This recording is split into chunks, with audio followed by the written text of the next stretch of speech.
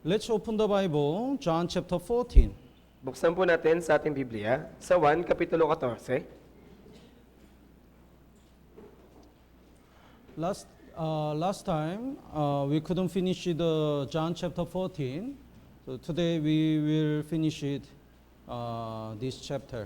Kaya noong nakaraang linggo, hindi po natin natapos yung Kapitulo 14. Kaya ngayon, magpapatuloy po tayo.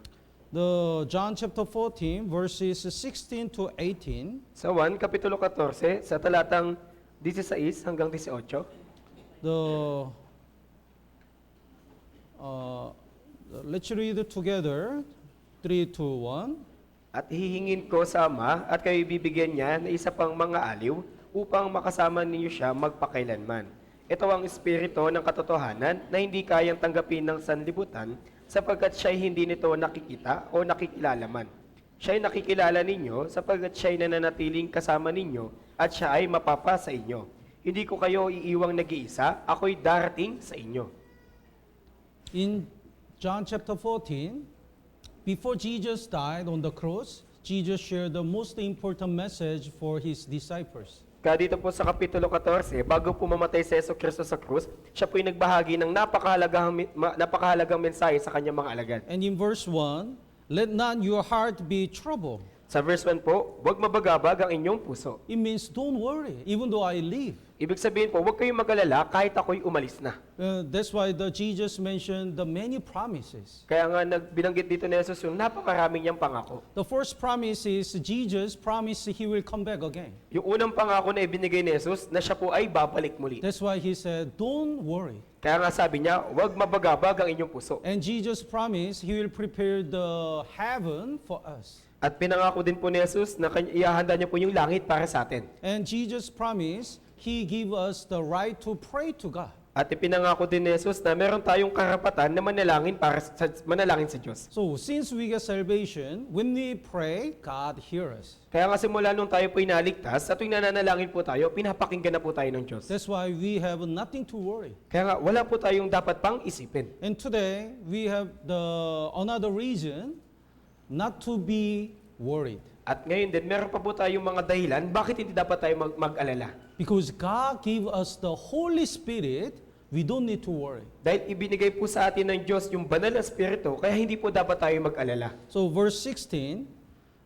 I'll pray for God, pray to God, I'll pray the Father, and He will give you another helper. He may abide with you forever. Kaya sa verse 16 po, at hihingin ko sa Ama at kayo bibigyan niya ng isa pang mga aliw upang makasama ninyo siya magpakailanman. This helper is Holy Spirit. Kaya ito pong mga aliw na to, ito po yung banal na Espiritu. The verse 26, Sa verse 26, basahin po natin ng sabay-sabay. 3, 2, 1. subalit ang mga aliw, ang Espiritu Santo na susuguin ng Ama sa aking pangalan, siya ang magtuturo sa inyo ng lahat ng mga bagay at magpapaalala sa inyo ng lahat ng aking sinabi sa inyo. So who is this helper? Kaya sino po yung mga aliw?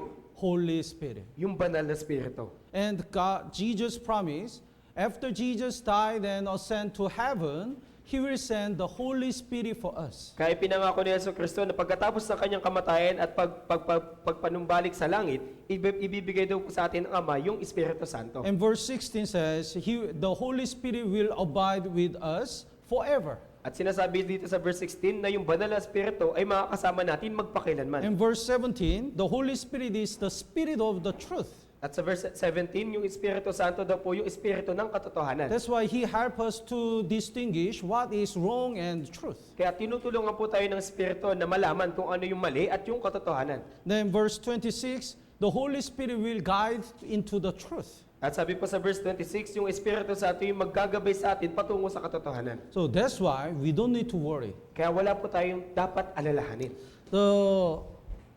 We divide the three ages when we divide the human history. Kaya maaari po nating may hati yung ating kasaysayan sa tatlong panahon. So before Jesus came to this world, this time is called the age of God the Father. Kaya bago po dumating si Jesus dito po sa mundo, yung tawag po dito ay panahon ng Ama. So God the Father prepared everything for Jesus to be able to come to this world. Kaya yung Diyos Ama, inihanda niya po yung lahat ng bagay bago po dumating si Jesucristo dito sa mundo. And when Jesus came to this world, that time is called the age of God the Son. At nung pumarito po si Jesucristo dito sa sanlibutan, yung tawag po sa panahon na yun ay panahon ng Diyos Anak.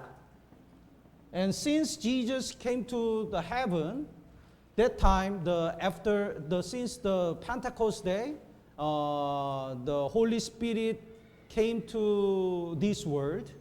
The age of God, the time is the age of God the Spirit. At nung araw po na manaog si Jesus sa langit, at nung sa panahon na po ng Pentecoste, yung Banal na Espiritu po ay pumarito dito sa sanlibutan. Yung tawag po dito ay panahon ng Diyos Espiritu. So the Holy Spirit helped the people to understand what Jesus had done on the cross. Kaya yung Banal na Espiritu po, tinutulungan niya po yung mga tao na maunawaan kung ano po yung kahulugan ng pagkamatay ni Jesus sa krus. Some denomination really misunderstand and spread the wrong doctrine. May mga denominasyon na talagang mali yung pagkaunawa tungkol dito, kaya nagpapalaganap sila ng maling doktrina. They insist that the Holy Spirit is not God.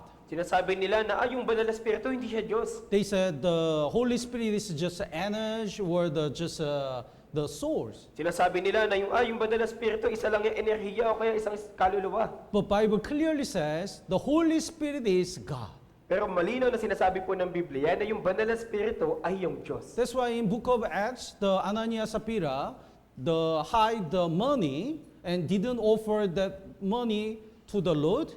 The Apostle Peter said, "You deceive the Holy Spirit and deceive God." Kaya nga po sa mga gawa, sa panahon po ni Ananias at Sapphira, nung kanila pong itinago yung bahagi ng kanilang pinagbentahan ng lupa, yung sinabi po ni Apostol Pedro sa kanila na, hindi kayo nagsinungaling sa mga tao, kundi sa Espiritu at sa Diyos. So deceiving Holy Spirit means deceiving God. Kaya yung pandaraya po sa Espiritu Santo ay yung pandaraya din po sa Diyos. So Holy Spirit is God Himself. Kaya nga po yung Banal na Espiritu, yun po yung Diyos. And let's look at please bookmark here, and let's look at Genesis chapter 8.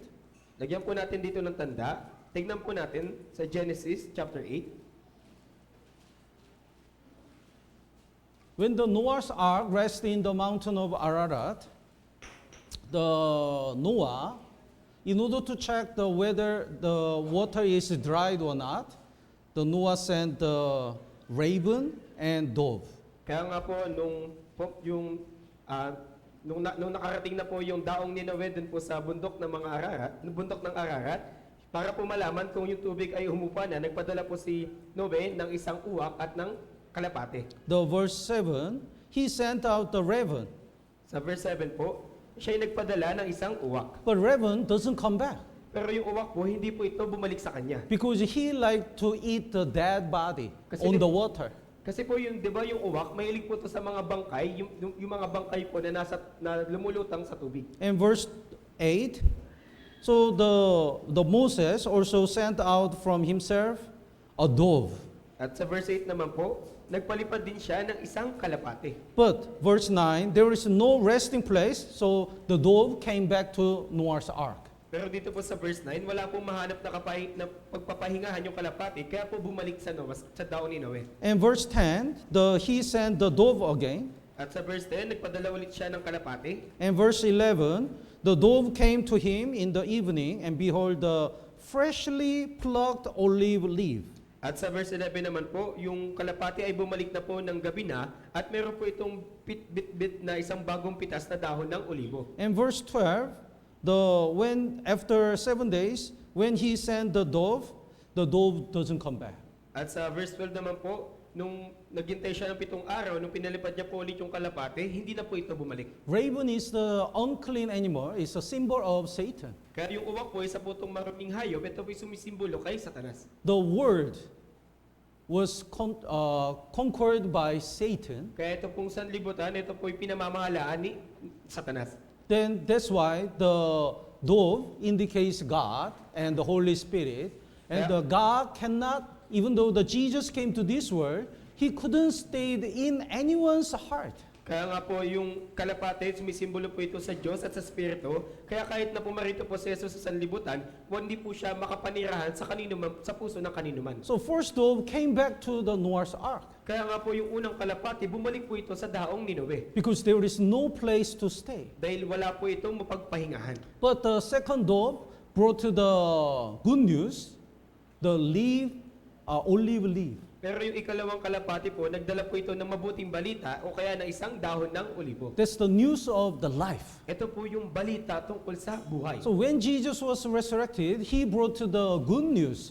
All our sins are forgiven and we can have the eternal life. Kaya nga po nung si Jesus po yung nabuhay na muli, siya po yung nagdala ng mabuting balita na lahat ng ating kasalanan ay napatawad na at meron na tayong buhay na walang hanggan. That's why the Holy Spirit can dwell in us forever. Like a dove doesn't come back to the ark. Kaya nga po yung banal na espiritu ay makakapanirahan na po sa atin magpakailanman gaya ng kalapati na hindi na po bumalik sa daong Ninoe. So in the Old Testament, whenever God used the people, the Holy Spirit dwells, and after work, He left. Kaya nung panahon po ng lumang tipan, sa tuwing gusto pong gamitin ng Diyos yung isang tao, yung banal na espiritu ay naninirahan sa kanya, ngunit pagkatapos po siyang gamitin, ito po'y umaalis sa kanya. But in the New Testament, it's totally different. Once we get salvation and receive the Holy Spirit never leave us. Pero sa bagong tipan po, ito po'y iba na. Kapag po nanirahan na po sa atin yung banal na espiritu, hindi na po ito aalis kailanman. That's why the John chapter 14 verse 16 says, He may abide with you forever. Kaya nga po sinabi sa 1 Kapitulo 14, talatang 16, upang makasama ninyo siya magpakailanman. Let's look at the Acts chapter 2. Tignan po natin sa mga gawa, Kapitulo 2, Acts chapter 2 verse 38. sa talatang 38 po. When we receive the Holy Spirit Kaya kailan ba natin natanggap yung Espiritu Santo? is when we get salvation. Ibig sabihin po nito, kung kailan tayo naligtas. The verse 38, would you read? At sinabi sa kanila ni Pedro, magsisi kayo at magpabautismo ang bawat isa sa inyo sa pangalan ni Jesucristo upang mapatawad ang inyong mga kasalanan at tatanggapin ninyo ang kaloob ng Espiritu Santo. Some people insist that because of this verse, when we receive the baptism, we get salvation. Kaya may mga tao na pinipilit nila na dahil daw po sa talata na to, para daw po tayo maligtas, kailangan natin ng bautismo. But the original meaning is, as a result of receiving the remission of sins, we need to be baptized. Pero sa original na kahulugan po nito, pagkatapos po nating mapatawad sa mga kasalanan, kailangan po natin magpabautismo. So only condition for the salvation is receiving the remission of sins. Kaya yung kondisyon po tungkol sa kaligtasan ay yung mapatawad yung ating mga kasalanan. Jesus took away all people's sin. Kaya kinuha po ni Jesus yung kasalanan ng lahat ng tao. By His precious blood, He paid all the penalty of our sins. Sa pamamagitan po ng kanyang mahalagang dugo, kanya pong binayaran yung kabayaran ng ating mga kasalanan. When we believe that all our sins are already redeemed, we get salvation, then God promised, you will receive the gift of the Holy Spirit. We receive the Holy Spirit. Kaya nga po, nung tayo po'y nanampalataya sa bagay po na yon, tayo po'y naligtas at ipinangako po ng Diyos na tatanggapin ninyo ang kaloob ng Espiritu Santo, natanggap po natin yung Espiritu Santo. So Ephesians chapter 1 verse 13 says, in Him you also trust, after you heard the word of the truth, gospel of your salvation, in whom also, having believed, and you are sealed with the Holy Spirit of promise. Kaya sinabi po sa Efeso Kapitulo 1, talatang 13, sa kanya kayo rin naman na nakarinig ng salita ng katotohanan, ang ebanghelyo ng inyong kaligtasan, at kayo na sumasampalataya sa kanya ay tinatakan ng ipinangakong Espiritu Santo. When I stayed in India, I saw so many cows having seal. Kaya nung ako po'y nananatili pa sa India, nakita ko po yung maraming baka na meron pong pantatak. Have you seen the cow having seal? Nakakita na po ba kayo ng baka na may pantatak?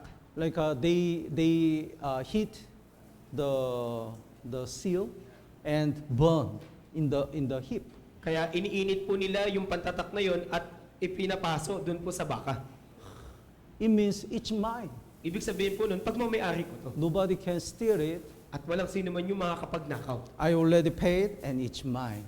Binayaran ko na yon at akin na yon. So, when we get salvation, God sealed us Kaya by nung the Holy Spirit. Kaya nung tayo po inaligtas, tinatakan po tayo ng Diyos, ng Espiritu Santo. It means we belong to God. Kaya kahulugan po nito na tayo po'y pagmamay-ari ng Diyos. A most important promise is this Holy Spirit never leave us. At yung pinakamahalagang pangako po dito ay yung banal na Espiritu na to ay hindi po aalis sa atin. Let's look at the Ephesians chapter 4. Tignan po natin sa Efeso Kapitulo 4, Ephesians chapter 4 verse 30. sa talatang 13 po, Basahin po natin ng sabay-sabay. 3, 2, 1. hanggang makarating tayo lahat sa pagkakaisa ng pananampalataya at sa ganap na pagkakilala sa anak ng Diyos, hanggang maging taong may sapat na gulang, hanggang sa sukat. The day of redemption means the day when Jesus comes again, our body will be transformed to the spiritual body.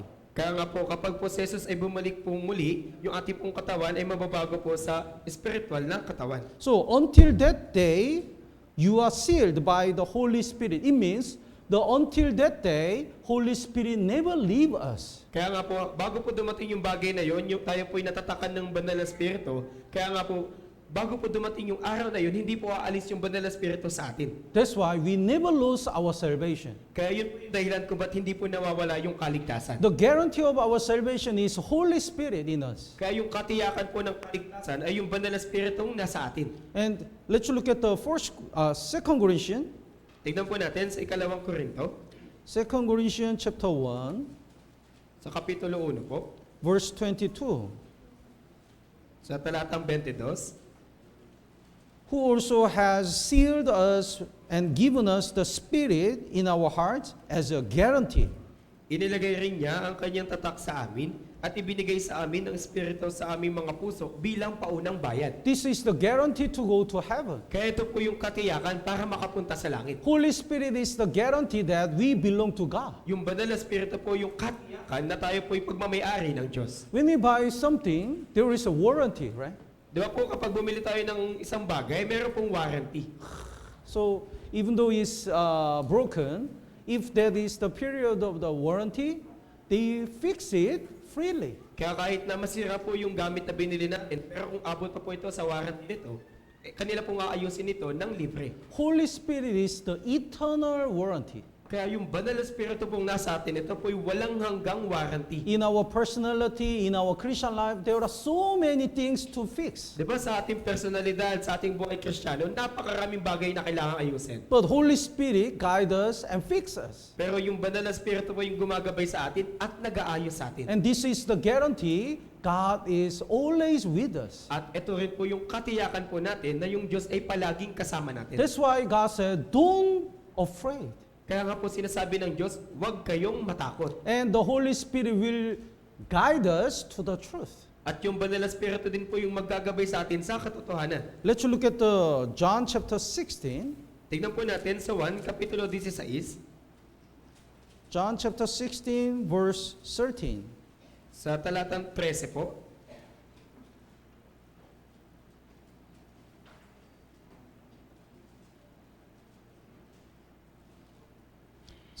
Basahin po natin ng sabay-sabay. 3, 2, 1. Subalit kapag dumating na ang Espiritu ng katotohanan, papatnubayan niya kayo sa buong katotohanan, sapagkat hindi siya magsasalita ng mula sa kanyang sarili, kundi ang anumang bagay na kanyang marinig, iyon ang kanyang sasabihin at kanyang ipahayag sa inyo ang mga bagay na darating. So when we receive the Holy Spirit, He will guide us into all truth. Kaya kapag tayo po'y nakatanggap na ng Espiritu Santo, ito po'y magpapatnubay sa atin sa buong katotohanan. So Holy Spirit guide us to abide in the church. Kaya gagabayan tayo ng Espiritu Santo na manatili sa church. If we like to go to the Word, Holy Spirit guide us to the holy life. Kaya kung gusto natin na manatili sa sanlibutan, gagabayan tayo ng Espiritu Santo na manatili sa kabanalan, buhay na kabanalan. So the people, the born-again Christian having the Holy Spirit, have the guidance of Holy Spirit. Kaya yung mga taong ipinanganak na muli, o kaya yung mga Kristiyano na meron pong Espiritu Santo, palagi po silang gagabayan ng Espiritu Santo. Let's look at Genesis chapter 24. Tignan po natin sa Genesis chapter 24. Here is the symbol of the Holy Spirit, the Genesis chapter 24, verse 38. Kaya nandito po yung simbolo ng Espiritu Santo sa talatang 38. Would you read?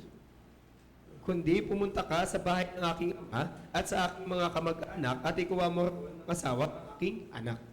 The Abraham talked to Eliezer, his servant Eliezer, Kaya nga po si Abraham, kinausap niya po yung kanyang alagad to find the wife of Isaac. upang hanapan po ng asawa si Isaac.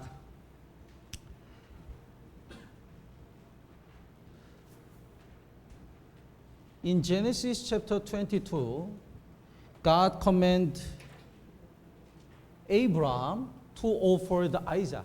Kaya sa Genesis chapter 22 po, inutusan po ng Diyos si Abraham na ihandog si Isaac. So the Abraham didn't hesitate to offer the Isaac. Kaya nga po si Abraham hindi po siya nagdalawang isip na ihandog po si Isaac. So Abraham is the shadow of the God the Father, and the Isaac is the shadow of Jesus Christ, God the Son. Kaya si Abraham po, siya po yung kumakatawan sa Diyos Ama at si Isaac naman po yung kumakatawan sa Diyos Anak na si Jesus. So God the Father didn't hesitate to offer His only begotten Jesus Christ to save us. Kaya yung Diyos Ama, hindi po siya nagdalawang isip na ihandog po si Jesus para po sa atin. Like Isaac, the Jesus Christ didn't hesitate to be judged. Kaya gaya po ni Isaac, si Jesus din po ay hindi po nagdalawang isip upang isakripisyo yung kanyang sarili. And after that, the Isaac doesn't mention At in the Bible.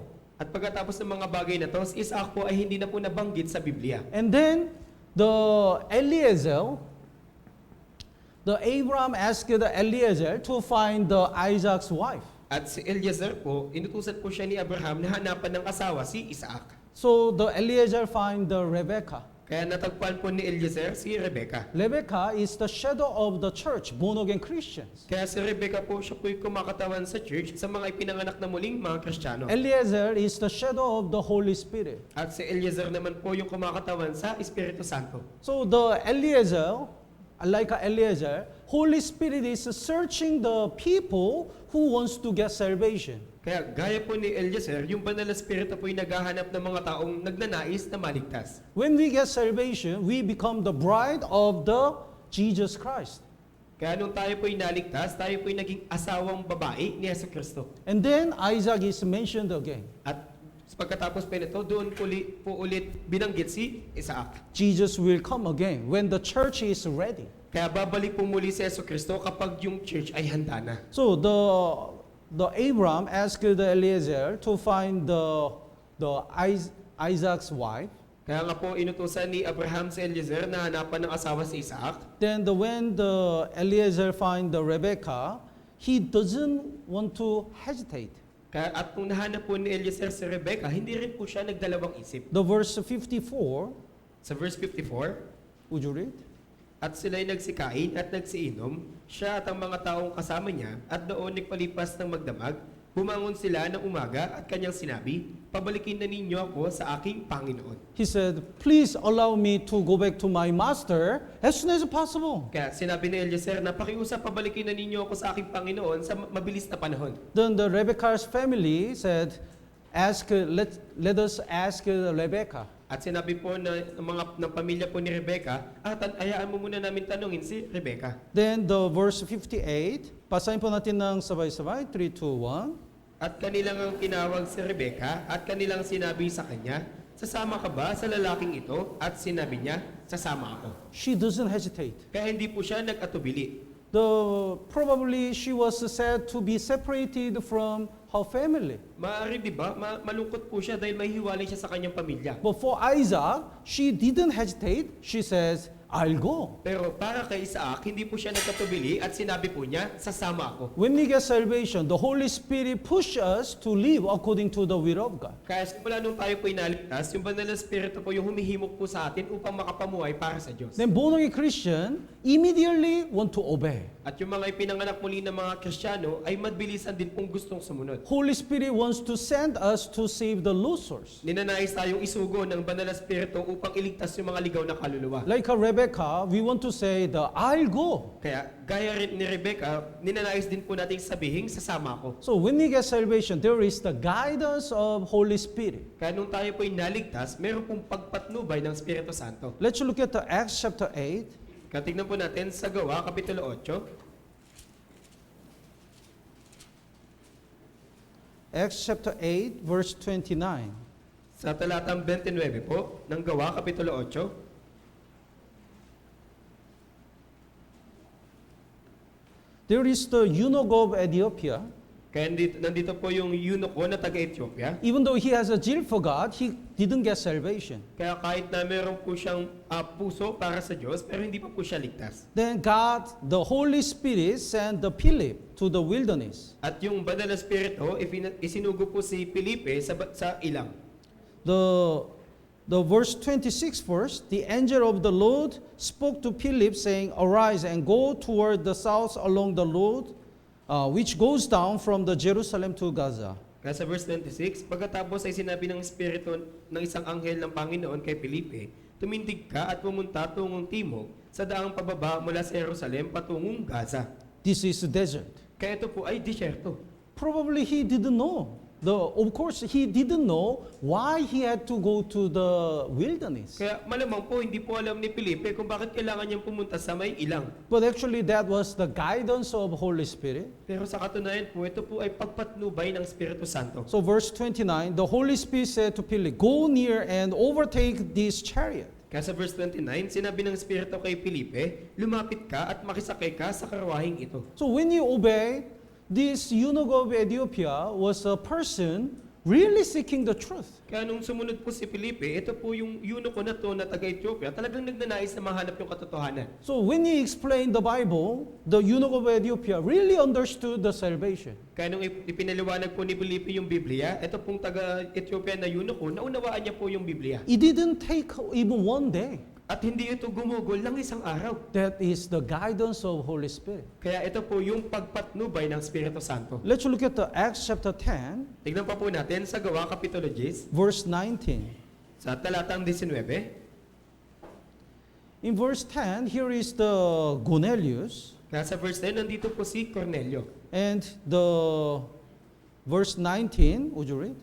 Samantalang iniisip ni Petro ang tungkol sa pangitain, sinabi sa kanya ng Espiritu, tingnan mo, may 3 tao naghahanap sa iyo. So when God, the Holy Spirit, searched the word, he found the Cornelius. Kaya habang naghahanap po yung Espiritu Santo sa buong mundo, natagpuan niya po si Cornelio. Even though he is a good person and feared the Lord, he was not saved. Si Cornelio po, kahit siya po ay mabuting tao na natatakot sa Diyos, hindi pa rin po siya ligtas. That's why the Holy Spirit sent the Apostle Peter to deliver the gospel to them. Kaya nga po isinugo po ng Espiritu Santo sa Apostol Pedro para ipahayag yung Ebanghelyo sa kanya. So there is the guidance of Holy Spirit. Kaya meron pong pagpatnubay ng Espiritu Santo.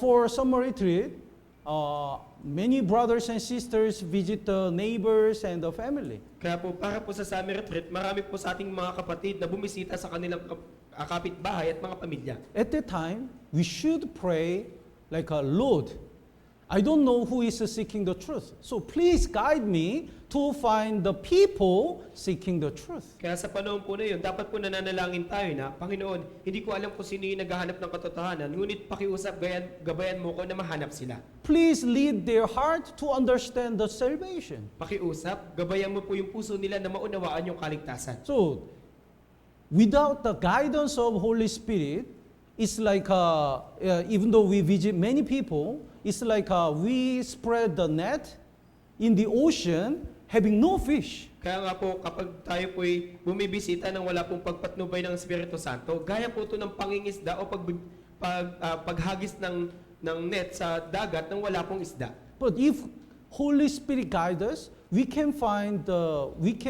will meet so many people seeking the truth. Pero kung gagabayan po tayo ng Espiritu Santo, makakatakbo po talaga tayo ng maraming tao naghahanap ng katotohanan. So Jesus promised, I'll send the Holy Spirit, another helper. Kaya ipinangako ni Jesus na isusugo ko sa inyo yung Espiritu Santo, yung isa pang mga aliw.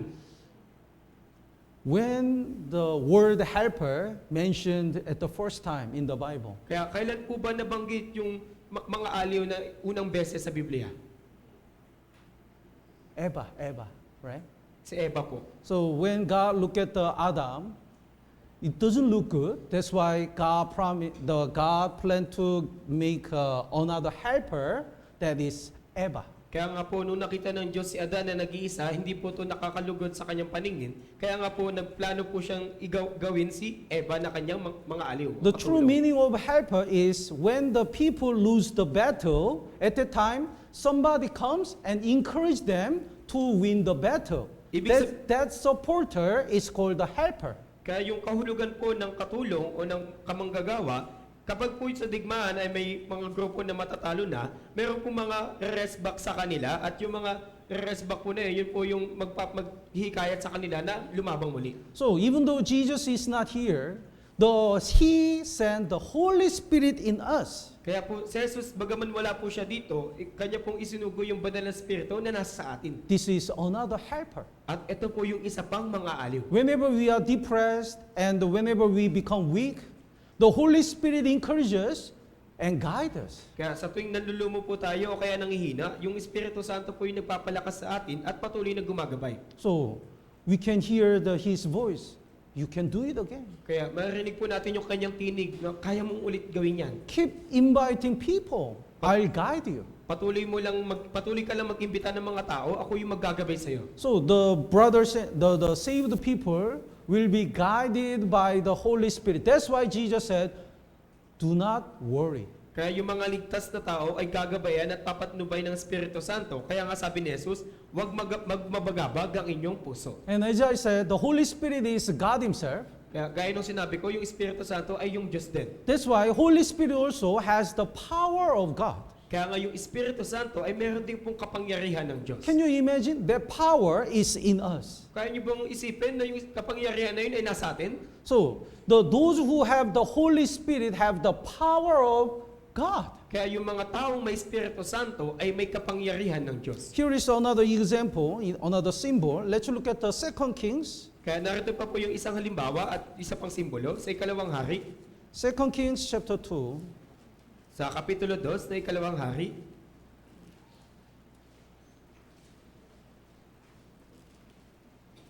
Verse 11. Sa talatang 11 po.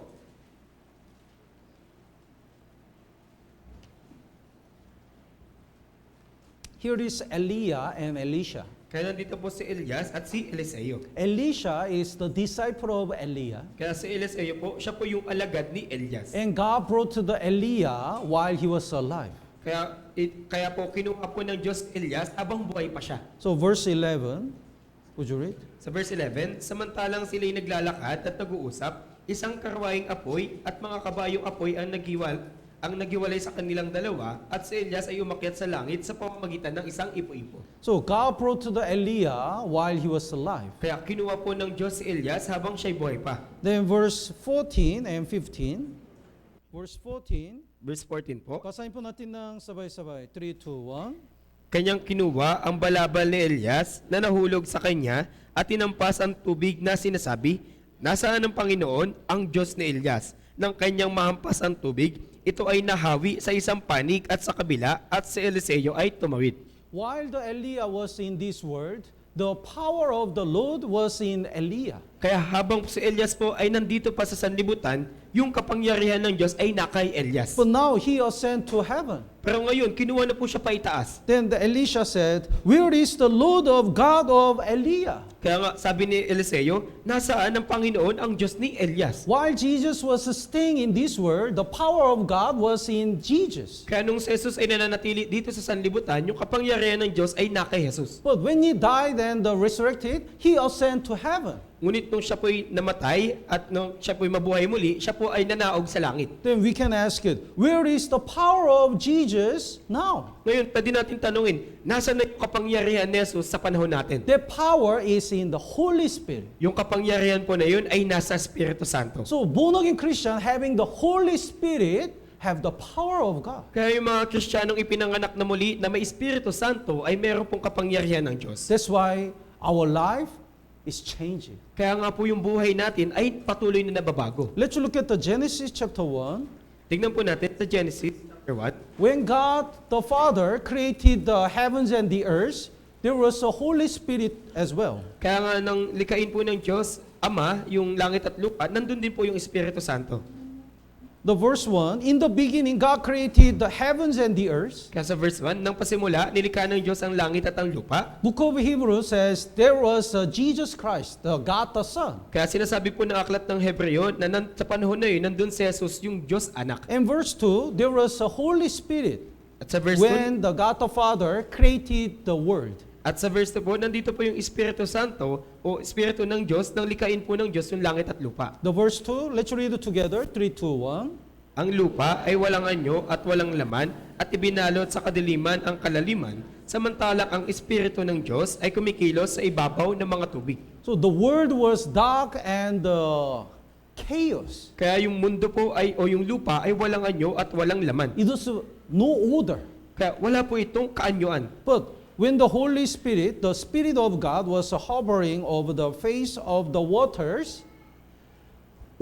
little by little, the world is changed in order. Kaya nang ang Espiritu ng Diyos ay kumikilos sa ibabaw ng mga tubig, paunti-unti po na yung buong lupa ay nagkaroon po ng kaayusan. When we get salvation, our world and our life are chaotic. Di ba, nung tayo po bago maligtas, yung ating pong buhay, yung ating pananalita, ito po ay ibinalot ng walang anyo, kadiliman. But because of the power of God, the power of Holy Spirit, He changed our life little by little. Pero dahil po sa kapangyarihan ng Diyos o sa kapangyarihan ng Espiritu Santo, unti-unti po nitong binabago yung ating pamumuhay. That's why even though we get salvation, if there is no change at all, I have a strong doubt if he really gets salvation. Kaya nga 'di ba, kahit na tayo sinasabi natin na ligtas na tayo, pero walang pagbabago sa atin, meron po talaga akong pagdududa kung talaga bang ligtas ka. If we have a power of God, why we cannot overcome our sinful nature? Kung meron talaga tayong kapangyarihan ng Diyos, ba't hindi natin mapagtagumpayan yung ating likas na pagkamakasalanan? If we have the power of God, why we cannot overcome the difficulties with the faith? At kung meron tayong kapangyarihan ng Diyos, ba't hindi natin mapagtagumpayan yung ating mga kahirapan gamit yung pananampalataya? That's why Jesus said that John chapter 14, Kaya sinabi ni Jesus sa 1 Kapitulo 14, verse 12. sa talatang 12, This is a so amazing word. kaya nakamamangha po itong salita na to. Verse 12, would you read? Katotohanang sinasabi ko sa inyo, ang sumasampalataya sa akin ay gagawin din ng mga gawang aking ginagawa at lalong dakilang mga gawa kaysa rito ang gagawin niya, sapagkat ako'y pupunta sa Ama. So, those who believe me, he who believes me, the works that I do, he will do also. But amazing thing is, greater works than these he will do. Kaya sinasabi na yung sumasampalataya daw kay Jesus ay gagawin din ng mga gawang kanyang ginawa. Pero yung nakakamangha dito at lalong dakilang mga gawa kaysa rito. So, not many people got salvation by Jesus Christ. Kaya di ba hindi naman po marami yung mga naliligtas sa pamamagitan ni Jesucristo? But after that, when Apostle Peter, receiving the Holy Spirit, when he preached the gospel, 3,000 people, 5,000 people got salvation. Much more than Jesus Christ. Pero pagkatapos po nito, nang si Apostol Pedro ay naligtas, nang ipangaral niya po yung Ebanghelyo, 3,000 hanggang at 5,000 po yung naligtas sa kanya na higit na dakila kaysa po sa nagawa ni Jesus. Jesus preached the word of God only in Judah area. Kaya pinangaral po ni Jesus yung salita ng Diyos doon lamang po sa lupain ng Juda. But when the disciples got salvation, they preached the gospel in Jerusalem and Samaria and Judah and Samaria and all the world. Ngunit nang ang mga alagad ni Jesus ay ipinangaral po yung Ebanghelyo, sila po yung nangaral sa Jerusalem, sa Samaria, sa Juda, hanggang sa kaduluduluhan ng lupa. Apostle Paul went to the Rome to preach the gospel. Kaya si Apostol Pablo po, siya po'y pumunta pa sa Roma para ipangaral yung Ebanghelyo. Jesus said, you will do your work greater than I did. Kaya sinabi ni Jesus sa kanya, gagawin mo rin yung mga higit na ginawa ko. because of the power of Holy Spirit. Yun po ay dahil sa kapangyarihan ng Espiritu Santo. At the time of Jesus, there was no retreat center. Di ba sa panahon ni Jesus, wala namang retreat center? We didn't have the churches in Philippines. Ni wala rin tayong mga church dito sa Pilipinas. But now we have more than 100 churches. Pero ngayon, higit sa 100 na po yung church natin. We have a retreat. Meron na rin po tayong retreat center. And we invite so many people for summer retreat. At iniimbitahan po natin yung napakaraming tao para sa summer retreat. This is greater work than the work at the time of Jesus. Kaya ito po yung dakilang mga gawa kaysa po sa mga gawang nagawa ni Jesus sa panahon niya. Why is it possible? Kaya bakit pa posible yung mga bagay na to?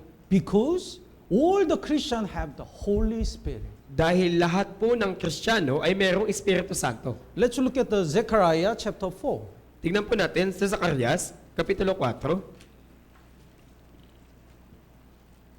Zechariah chapter 4.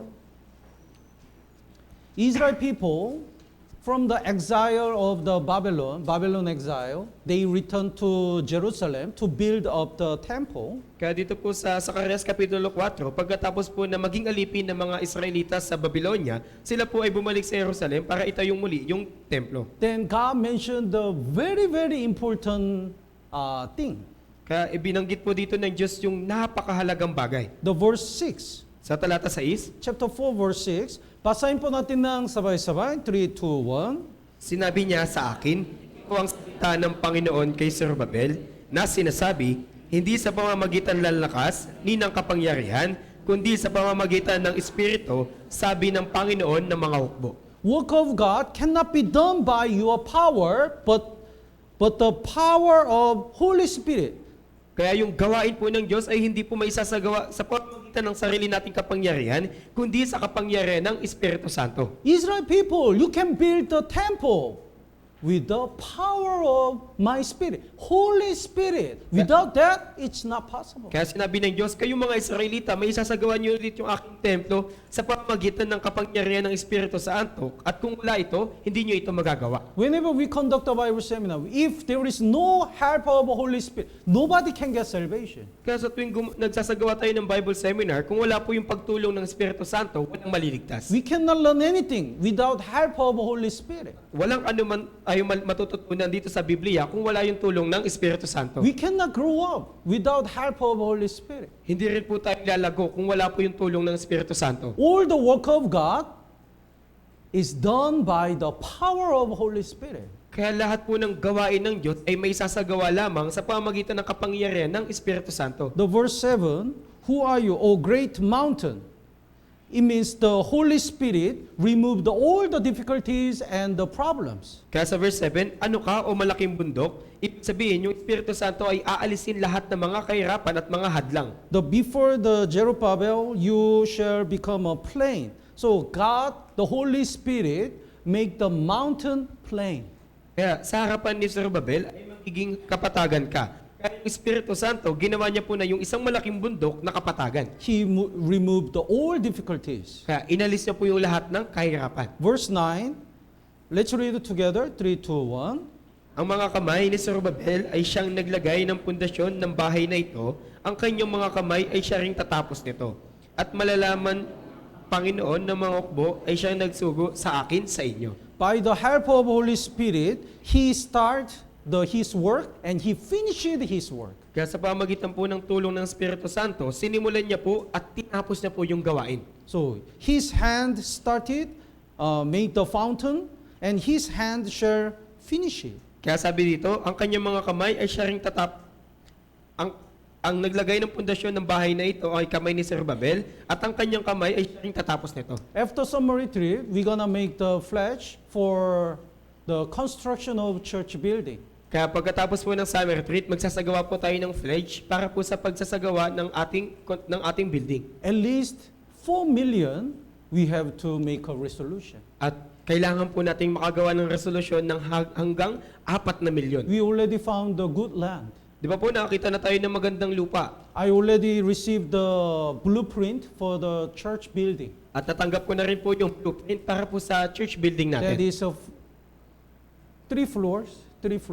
Kaya meron po itong tatlong palapag and it will be very beautiful. at talagang napakaganda nito. And I hope so many people get salvation and fill that new building. Kaya umaasa po ako na maraming tao yung maligtas at punuin po yung building na yan. But without the guidance of Holy Spirit and the power of Holy Spirit, we cannot do anything. Pero kung wala po yung pagpatnubay at tulong ng Espiritu Santo, hindi po natin yun magagawa. That's why whenever I pray, Lord, please guide us. Kaya sa tuwing nanalangin mo, Panginoon, pakiusap, gabayan mo kami. Please teach us. Pakiusap, turuan mo kami. Please help us. At pakiusap, tulungan mo kami. So, all the brothers and sisters who get salvation and have the Holy Spirit, they also have the power of God. Kaya lahat po ng mga kapatid na naligtas, sila na may Espiritu Santo, sila rin po ay meron pong kapangyarihan ng Diyos. So the verse 10, the Yep. fool who has despised the day of small things, who dare can say, this is the small work. Kaya dito po sa verse 10, sapagkat sinong humamak sa araw ng maliit na bagay? Kaya sino po yung lapastangan na hamakin yung maliit na bagay? If this is the work of the Holy Spirit, everything is not small. Kaya kung ito po ay paggawa o pagkilos ng Espiritu Santo, lahat ng bagay, kahit maliit, hindi ito maliit. No matter what we do, if it's the work of the Holy Spirit, this is great work. Kaya kung ano man yung ginagawa natin, pero kung ito ay gawain ng Espiritu Santo, ito ay dakilang gawain. So even though we are weak, because of the Holy Spirit, we can be bold and we can be strong. Kaya kahit na tayo po yung mahina, pero dahil sa Espiritu Santo, maaari tayo maging matapang at maging malakas. Let's look at the Romans chapter 8. Tingnan po natin sa Roma, Kapitulo 8, Romans chapter 8, verse 26 and 7. sa talatang 26 hanggang 27.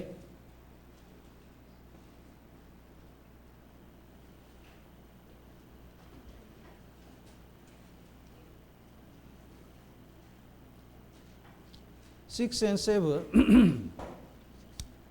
The verse 20, 26. did I say? 26. 26. 26. Basahin po natin ng sabay-sabay first. 3, 2, 1. At gayon din naman, ang Espiritu ay tumutulong sa ating kahinaan sapagkat hindi tayo marunong manalangin ng nararapat. Ngunit ang Espiritu mismo ang namamagitan na may mga daing na hindi may pahayag. Yes.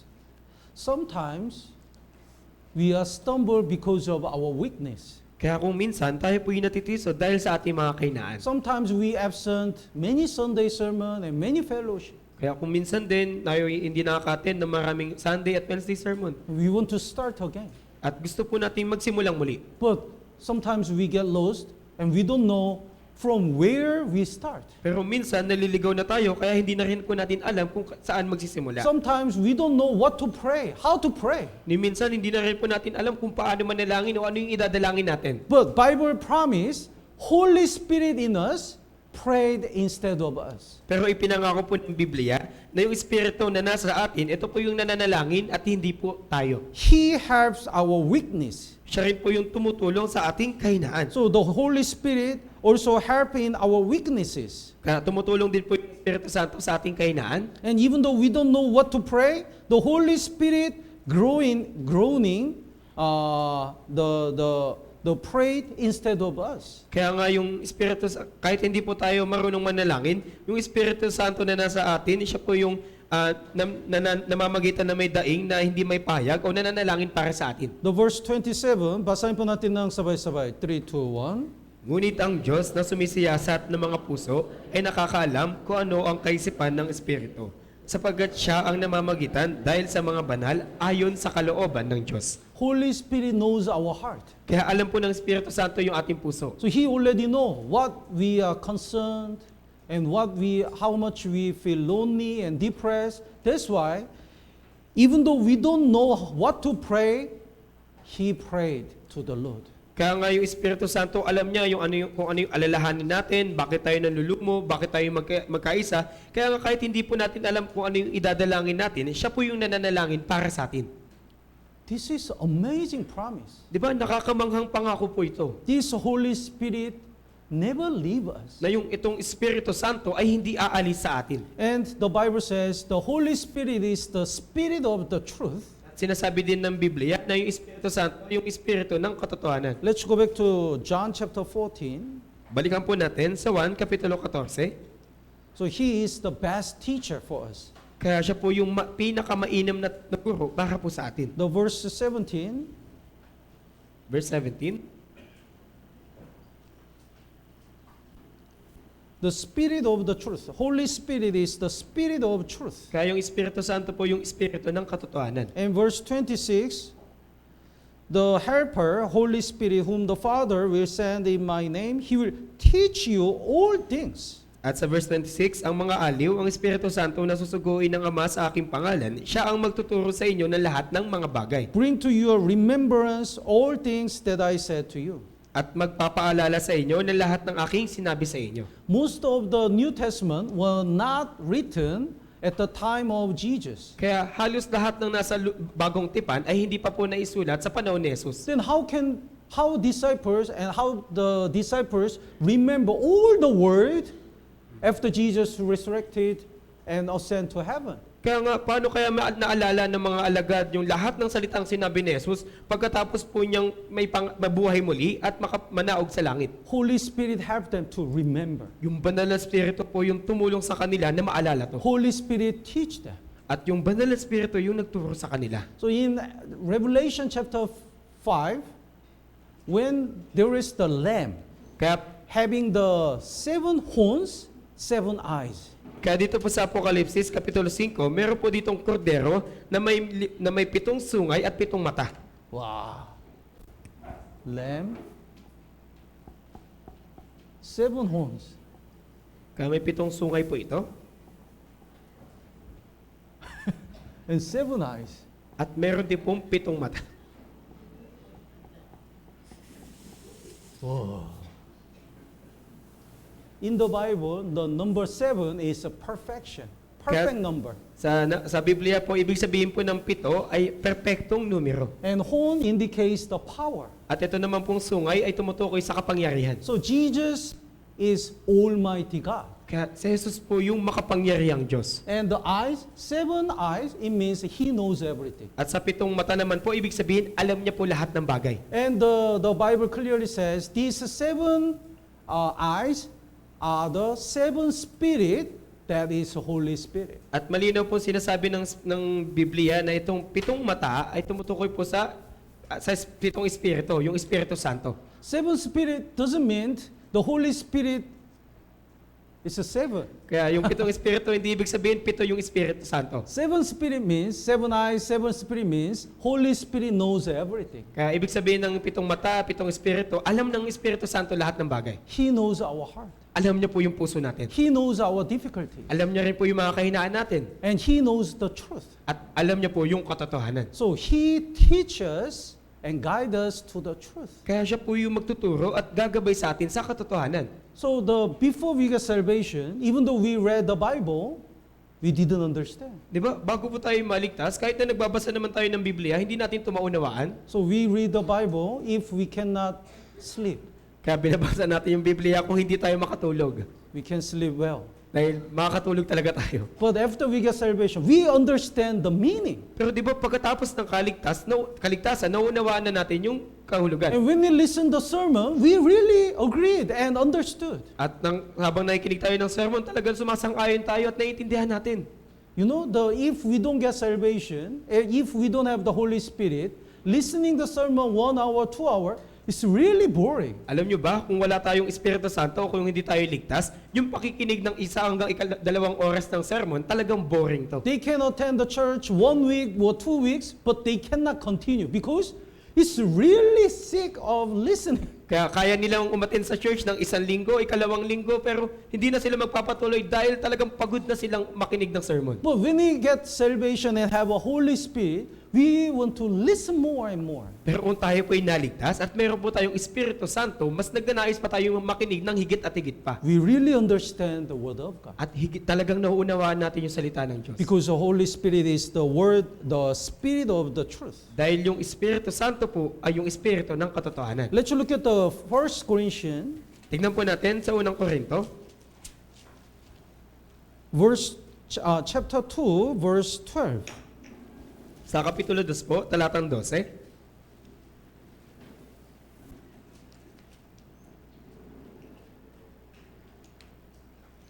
Verse 12 and 13, would you read?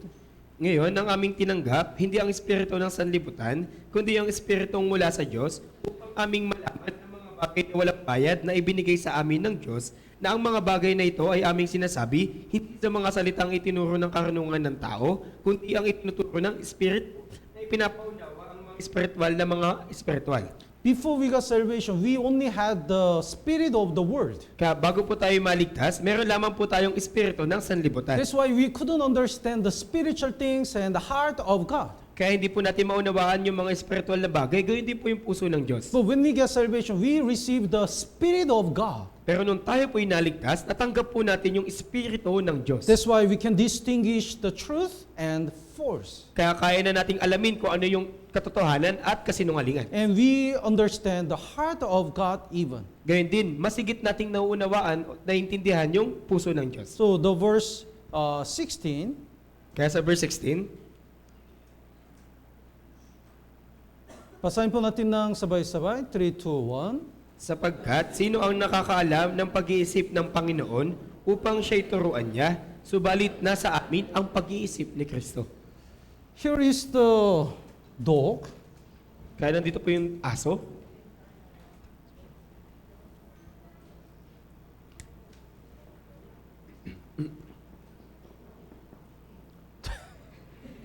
Not the spider. Hindi po ito gagamba. Dog. Aso po, aso. Here is a master. At nandito po yung amo niya. He worried the many things. Kaya Can, yung can the dog understand the heart of the man? Kaya yung tao, yung amo po niya, nag-aalala ng maraming bagay. Kaya, pero maintindihan ba ng aso yung puso ng tao? No, because he doesn't have the man's spirit. Hindi po. Dahil yung aso po ay wala pong espiritu ng tao. Here is God. At narito po yung Diyos. God wants to plan and wants to do something, but as a man, we cannot understand the heart of God. At yung Diyos po, nagpaplano po siya ng mga bagay at gusto niyang gumawa ng anumang bagay. At bilang tao, hindi po natin maintindihan yung puso ng Diyos. Because we don't have the Spirit of God. Dahil wala po tayo ng espiritu ng Diyos. So when we get salvation, we receive the Holy Spirit, the Spirit of God. Pero nung tayo po naligtas, natanggap po natin yung Espiritu Santo, yung Espiritu ng Diyos. That's why we can understand the God's Word and His heart. Kaya nga naiintindihan na po natin yung salita ng Diyos, gayon din po yung puso niya. We know how much God wants to save lost souls. Alam po natin kung paanong nagnanais yung Diyos na maligtas yung lahat ng kaluluwa. We know how much God is sorrowful when the saved people depart from the church. Alam natin kung paanong nadudurog yung puso ng Diyos kapag pa yung mga ligtas na tao ay umaalis sa church. And we know how much joyful when we read the Bible. At alam din po natin kung ano yung kagalakan kapag nagbabasa tayo ng Biblia. It's possible because of the Holy Spirit. Lahat po ng bagay na to ay posible dahil po sa Espiritu Santo. Somebody says, even though he insists that he gets salvation, he said, why I cannot understand why we have to abide the church. May mga nagsasabi na sinasabi nila na naintindihan na daw nila yung kaligtasan, pero sinasabi nila, bakit ko kailangan manatili pa sa church? Why do we need to continue to study Bible and sacrifice for the gospel? I don't understand. Sinasabi niya na hindi ko maintindihan bakit pa natin kailangan basahin ng patuloy yung Biblia at magsakripisyo. That's the question of unsaved people having no Holy Spirit. Yun po yung mga katanungan ng mga hindi ligtas na tao, yung mga taong walang Espiritu Santo. If we have a Holy Spirit, the Spirit of God, we cannot say that. Dahil kung meron po tayong banal na Espiritu o yung Espiritu ng Diyos, hindi po natin ito masasabi. We really know the importance of the church. Kasi di ba alam na natin kung ano yung kahalagahan ng church. We naturally wants to save the lost souls because we also have the heart of God. Natural lang po sa atin na magnais na maligtas yung maraming kaluluwa dahil meron na rin po tayong puso ng Diyos. So by the Holy Spirit, God keep teaching us. Kaya sa pamamagitan po ng Espiritu Santo, patuloy po tayong tinuturuan ito. Let's look at the Psalm number 1. Tingnan po natin sa mga awit, Psalm number 1, verse 3. sa Kapitulo 1, talatang 3.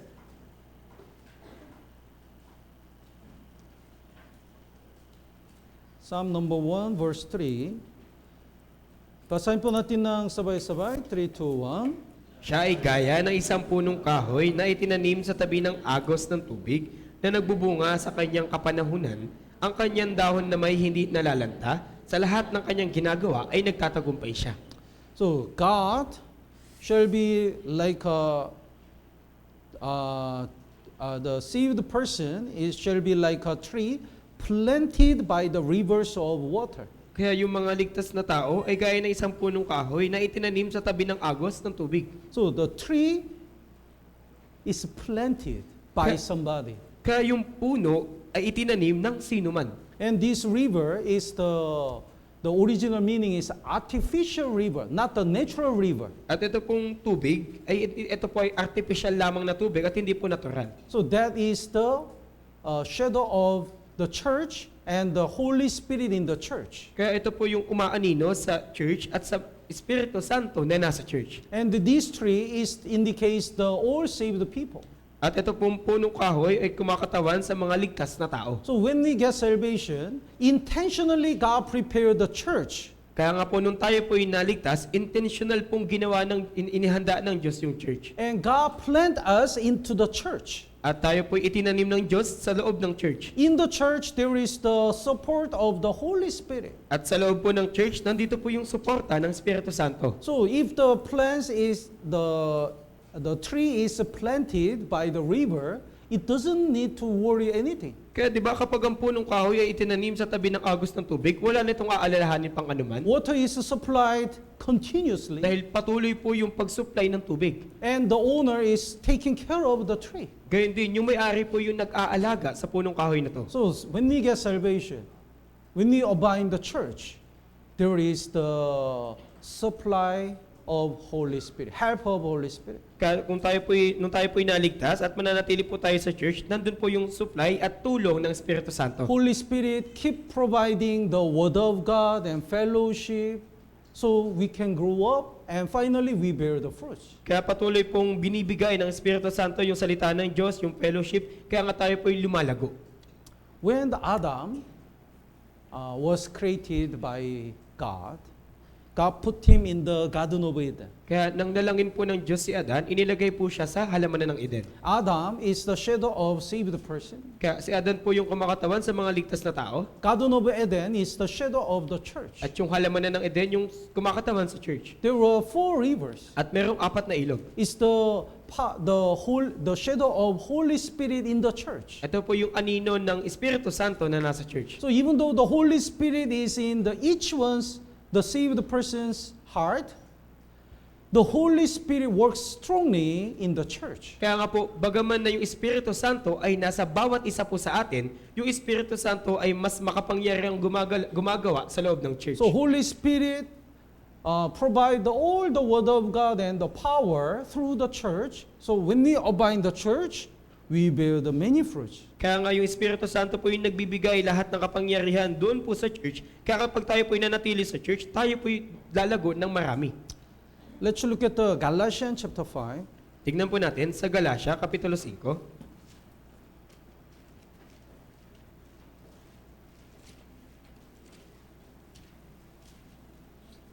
Galatians chapter 5, verse 16 Sa talata 16 po and 17. hanggang 17. Would you read? Subalit sinasabi ko, lumakad kayo ayon sa Espiritu at huwag ninyong bigyang kasiyahan ang mga pagnanasa ng laman. Sapagkat ang laman ay nagnanasa laban sa Espiritu at ang Espiritu ay laban sa laman. Sapagkat ang mga ito ay laban sa isa't isa upang hindi ninyo magawa ang mga bagay na nais ninyong gawin. Since we get salvation, there is the spiritual war in us. Kaya nung tayo po'y naligtas, meron na pong spiritual na digmaan sa atin. So we still have the flesh lust, the sinful nature, Kaya meron pa rin po tayong pagnanasa ng laman o yung likas na pagkamakasalanan. but in our heart, the Holy Spirit dwells since we got salvation. Pero nung tayo po'y naligtas, yung Espiritu Santo ay nanahan po sa ating puso. So they are against each other. Kaya sila po'y laban sa isa't isa. The verse 17, the flesh lust against the spirit against the flesh. Kaya sabi sa verse 17, ang laman ay nagnanasa laban sa Espiritu at ang Espiritu ay laban sa laman. That's why even though we want to live for God, because of our flesh, sometimes we stumble and we fail. Kaya nga kung minsan, kahit na gusto natin mamuhay para sa Diyos, pero dahil sa ating likas na makasalanan, sa ating laman, minsan tayo po'y natitisod at tayo po'y nabibigo. Maybe today morning, the Holy Spirit and your flesh already fought. Kaya maaari kaninang umaga lang, yung Espiritu Santo at yung laman nyo nag-away na. The flesh says, you are tired, you take a rest. Sabi ng laman, pagod ka na, magpahinga ka pa. Or you go late after taking some rest. O kaya naman, kahit late ka na pumunta, pahinga ka pa. Okay, 5 minutes, 10 minutes. O sige, Oh, I'm late. Maybe next week.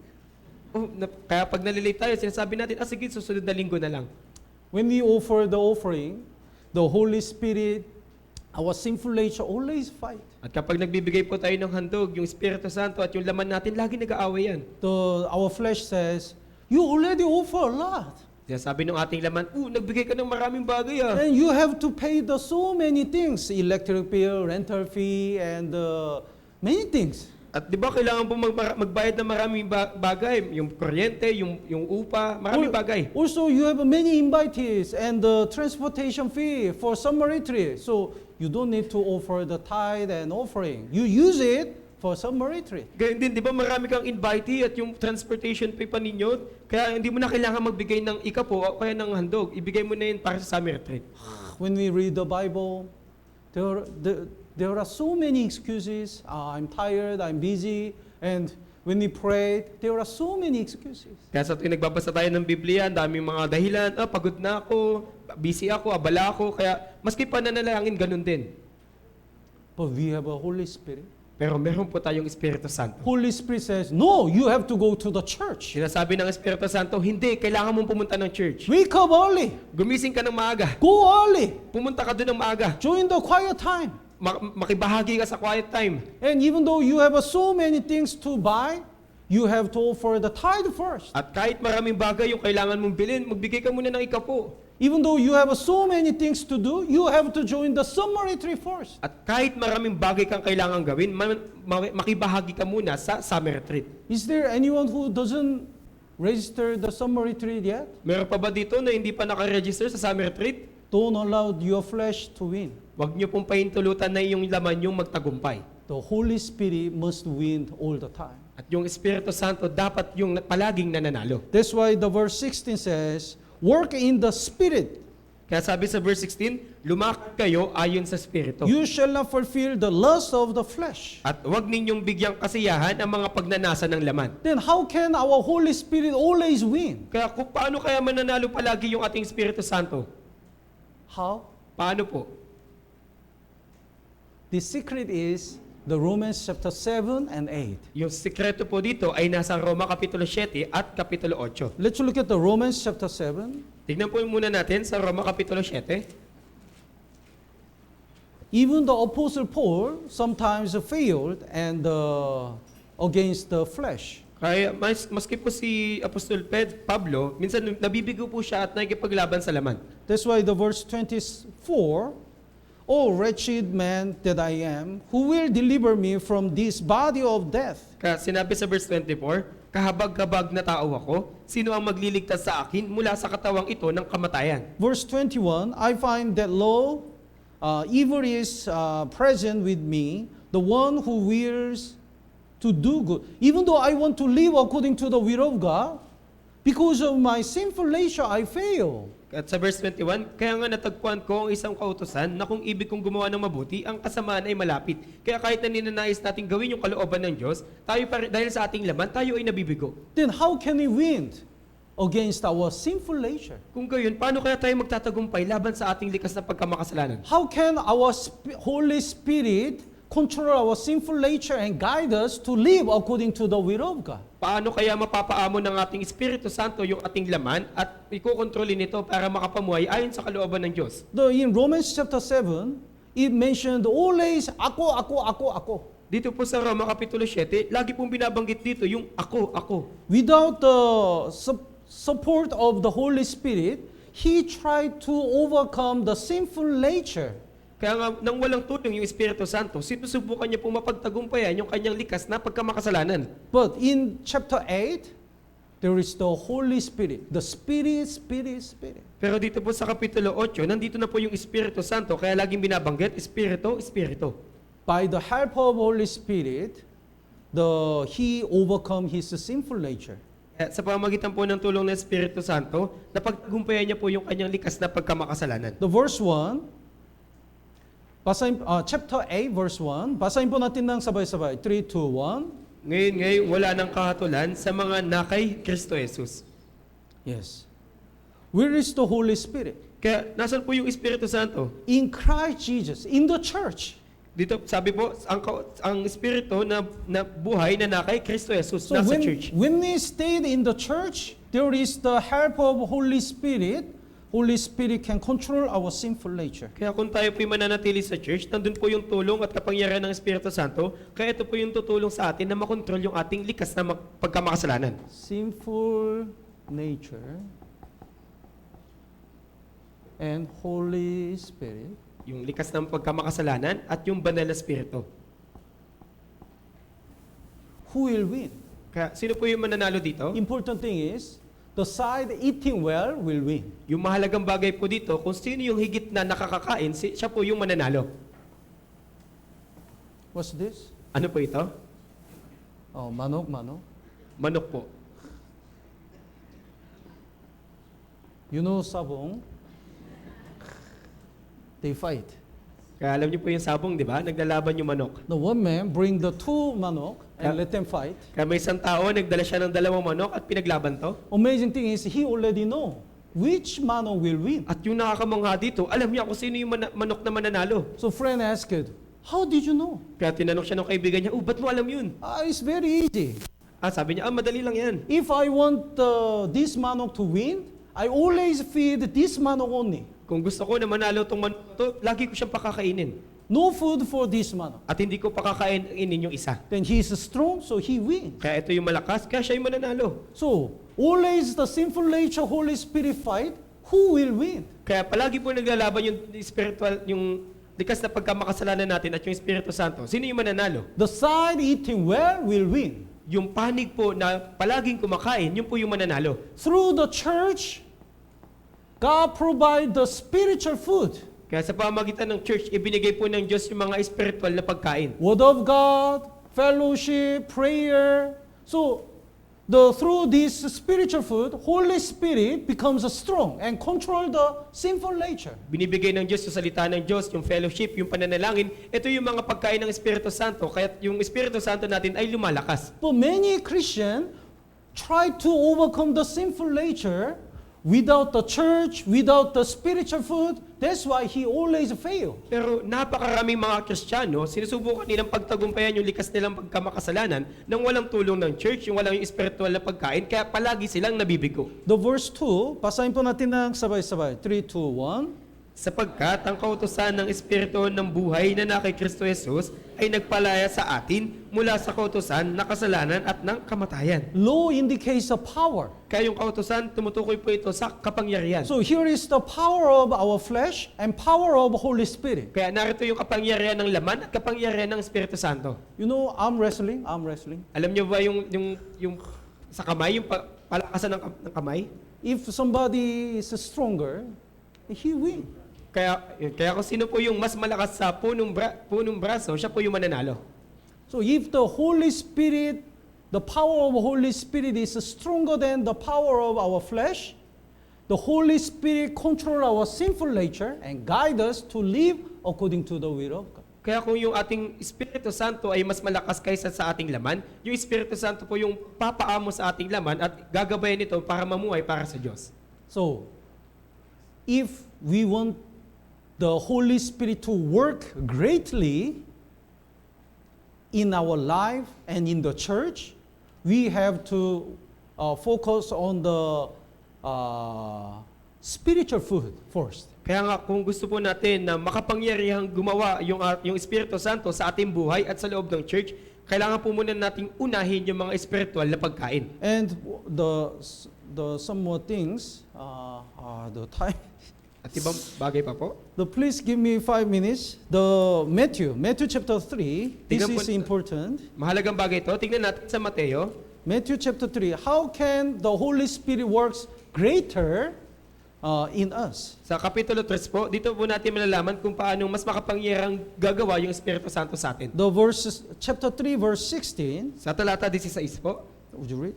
nang mabautismohan si Jesus, kaagad siyang umahon sa tubig at nabuksan sa kanya ang kalangitan at nakita niya ang Espiritu ng Diyos na bumababang tulad sa isang kalapati at lumalapag sa kanya. When Jesus received the baptism, the Holy Spirit came as a form of dove. Kaya nang mabautismohan po si Jesus, bumunta po sa kanya yung Espiritu Santo sa anyo ng kalapati. Kalapati, kalapati. Kalapati. Our church logo is kalapati. Kaya yung logo po ng church natin ay kalapati. Kalapati,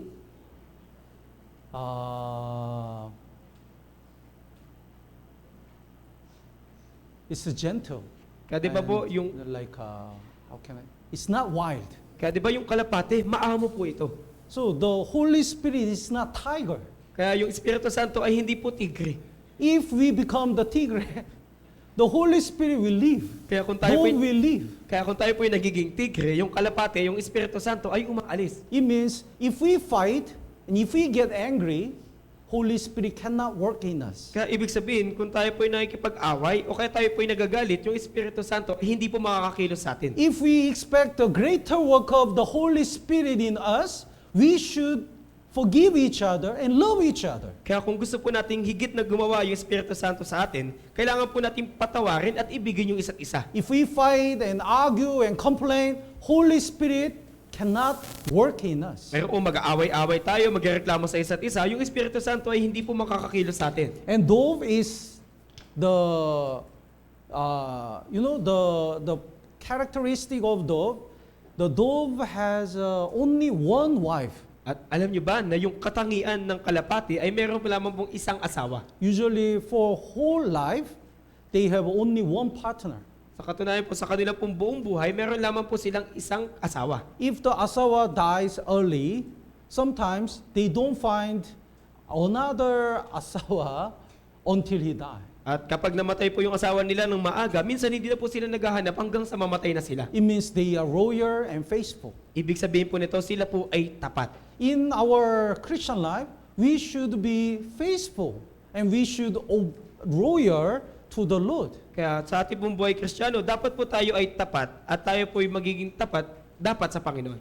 If we expect the greater work of Holy Spirit, we should be clean. Kaya kung tayo po ay umaasa ng mas malaking pagkilos ng Espiritu Santo, dapat tayo ay malinis. So what's the biggest difference between saved person and unsaved person? Kaya ano yung malaking pagkakaiba ng ligtas na tao at hindi ligtas? Unsaved person doesn't have the Holy Spirit. Yung mga hindi ligtas, wala silang Espiritu Santo. That's why they cannot distinguish the truth and the false. Kaya hindi po nila alam kung ano yung katotohanan at kasinungalingan. So even though some people said, I get salvation, if he cannot distinguish the truth, I have a strong doubt.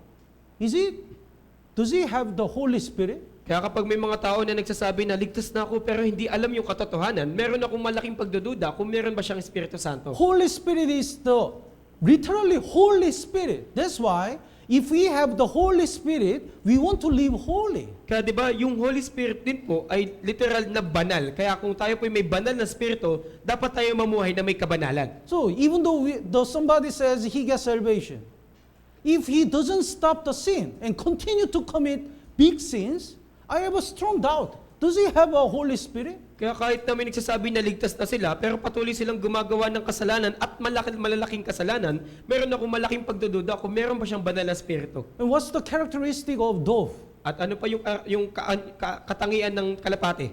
Homing instinct? Homing? The Palagi po ito. dove return to home. Di ba yung kalapati, palagi po itong bumabalik sa tahanan niya. Tama po ba? Sometimes they bet the money. At minsan, di ba, Which dove return faster? minsan nagpupustahan pa sila kung sino yung mabilis umuwi. If we really have the Holy Spirit, even though we depart from the church for temporarily, we must return to church. Kaya nga, yung tao na may mga Espiritu Santo, kahit na umalis po sila sa church ng panandali ang panahon, babalik po sila sa church. Because if they have a Holy Spirit, they know their place. Dahil kung sila po may banal na spirito, alam po nila yung lugar nila. So if somebody says he gets salvation, but he departed from the church and doesn't return to the true church at all, I have a strong doubt. Does he have a Holy Spirit? Kaya kapag may nagsasabi na ligtas na daw sila, pero umalis sila sa church at hindi na sila bumalik kailanman sa church, meron akong malaking pagdududa kung meron ba talaga siyang banal na spirito. So the Bible said, Jesus said, because you will receive the Holy Spirit, don't worry. Kaya sinasabi po ni Jesus na dahil bibigyan ko kayo ng Espiritu Santo, huwag kayong mabagabag. We have a Holy Spirit. Meron po tayong Espiritu Santo. He will guide us. Siya po yung gagawin sa atin. He will help us. Siya po yung tutulong sa atin. He will teach At us. tuturuan niya rin po tayo. And He never leave us forever. At hindi niya po tayo iiwan magpakailanman. So, hopefully, don't make your Holy Spirit sad. Kaya umaasa po ko na wag po nating gawin na yung banal na Espiritu Santo na dumaing. And in order for our Holy Spirit to work greater, we need the Word of God, prayer, and fellowship. At para mas higit na kumilos yung Espiritu Santo na nasa atin, kailangan natin ng salita ng Diyos, fellowship at ng panalangin. And we should be gentle and clean. At dapat din po tayong maamo at malinis. Tama po ba? Tama po ba? Opo. We have only 3 days left before summer retreat. Kaya 3 araw na lamang po bago po yung summer retreat natin. Let's do our best to invite our people. Gagawin pa po natin lahat ng ating mga kaya para maimbitahan yung tao natin. And let's pray more for Holy Spirit to work greater than before. At higit pa po tayong manalangin nang sa gayon mas makapangyarihang kumilos yung Espiritu Santo. Let's pray together. Manalangin na po tayo.